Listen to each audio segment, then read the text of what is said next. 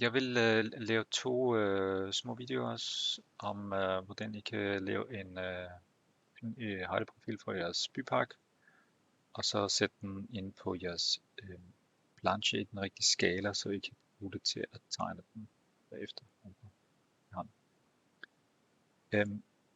I kan bruge Google Earth, men vi har noget, der hedder en licens til noget, der hedder Skalgo, og hvor vi har meget mere detaljeret højdeprofildata, hvor det faktisk er relativt. Så I kan bare gå på skalgo.com, så kan I trykke på login her, så kan I vælge organisation, der skal I vælge Københavns Universitet, og så kan I logge ind med jeres universitets login. Det gik noget automatisk hos mig, fordi den har gemt det. Men så kommer I ind på den der interface, og jeg tænker, at jeg vil arbejde med Roskilde Bypark her, så jeg zoomer lige ind her på Roskilde. Jeg siger, det er bare den der baggrundskort, så jeg vælger en anden basiskort, Autofoto. Så siger jeg, at det der er den bypark, jeg vil gerne arbejde med, og der vil jeg have højdeprofil ud. Jeg ser, der er en rundkørsel her, og der er en pavillon her, så jeg tænker, at den skal gå igen. Men jeg ved også, at der er noget terræn i den. Så har man heroppe, er der noget, der hedder profilværktøjet, og så tegner jeg bare en linje fra den der rundkørsel, og igennem det hus, og lidt længere. I kan se, at den længde, den viser cirka 300 meter. Det er meget godt for orientering, hvis man har nogenlunde til senere at regne det om i et eller andet en rigtig målstok, så jeg vil gå lidt, jeg laver den lidt længere end 300, kan jeg senere klippe den. Og så trykker man bare dobbeltklik som færdig. Og så kan man klikke her på vis profil. Og lige nu viser den ikke noget. Se, men det er fordi vi har ikke tændt for noget højdedata. Der er to forskellige terræn og terræn med bygninger. Jeg tænder begge to. Jeg kan sige, at forskellen er, at når der er en bygning, så laver Skalgo sådan en generisk ekstrahering af bygningsfodaftryk. Det er ikke den højde, bygningen har, men så ved man i hvert fald, hvor den ligger. Så det kan man bruge, men så er den også forhøjet her, så en til en, så den ser mere realistisk ud. Nu kunne jeg faktisk godt tænke mig, at den går den anden vej. Så det jeg kan gøre, er at jeg har stadig profil tændt, hvor jeg snapper til endpunkten her, og trykker højre klik, og så snapper til i den anden side, så dobbeltklik der. Så vil den være vendt om. Og det er sådan, jeg kunne tænke mig den. Vi kan se heroppe, der er en lille symbol her, hvor man kan hente sin data, og man kan downloade det som vektor-data, og det vil være det, når I arbejder med AutoCAD eller sådan noget, eller ArchiCAD eller andre CAD-programmer. Eller også i GIS skal man også få den ind, så vil I få noget ud her, som man kan arbejde videre med. Men det er ikke den vej, vi går nu.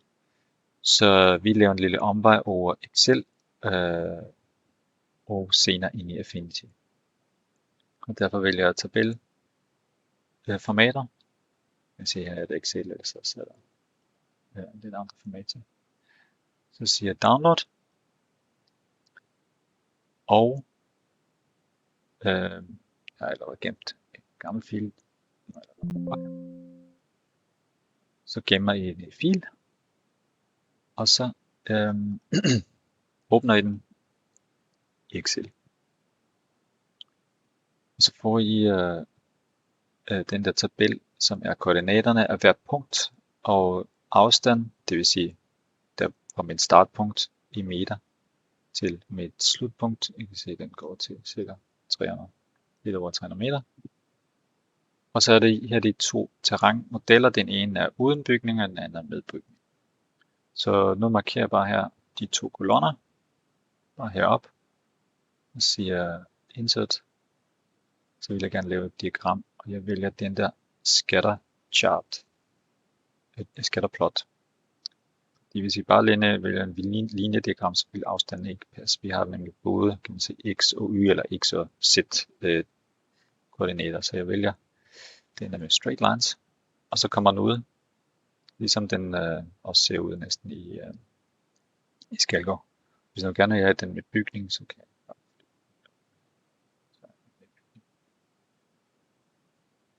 Og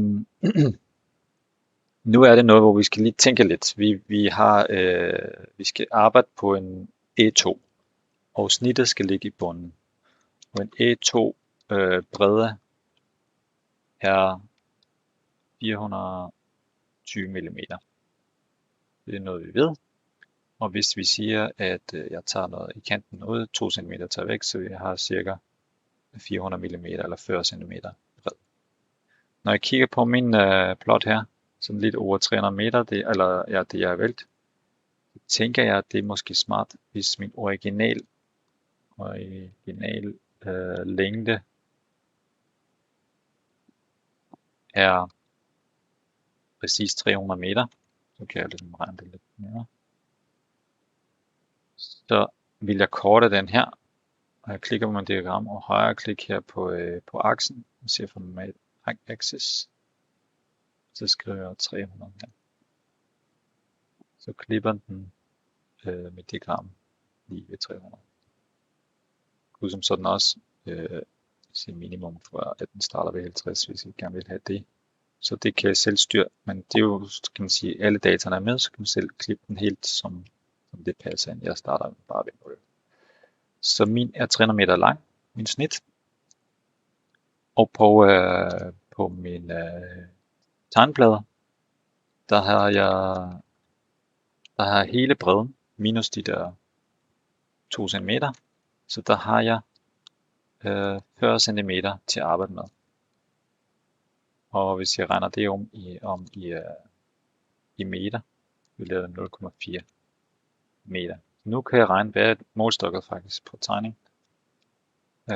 Det vil være, hvis jeg siger, jeg tager den der manuelle længde divideret med den tegning, så det er 750. Så jeg har min målstok vil være 1 til 750 på tegning. Det er sådan ret stort, men altså, sådan er det nu. Jeg vil arbejde med det videre. Hvis den kun vil være en 100 meter snit, over hele længden, så vil det være en 250 indtil 250 meters, eller indtil 250 skaler. Men nu har jeg den der med 300. Det er så længden, så er det selvfølgelig højden, kan jeg se, mit diagram, og den går fra 0 til 30, og det er det, jeg kan bruge senere i Affinity til at skalere den rigtigt. Så det er også vigtigt, når jeg eksporterer den, at jeg ikke kun har linjen, men jeg også har den derfra, altså hele gridet med. Og det kan jeg lige regne med, hvor lang, hvis den er nu 30 meter her i originalen, ikke? Original. Hvad er det? Af diagrammet, den er 30 meter. Og hvor meget vil det så give i tegning? Vil det give jeg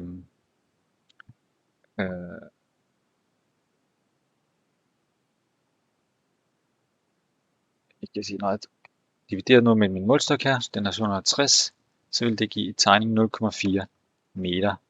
Det vil sige, den der længde, det er så 4 cm. Så ved jeg det, så det kan jeg bruge, når jeg går ind i Affinity. Og det vil jeg vise i det næste video.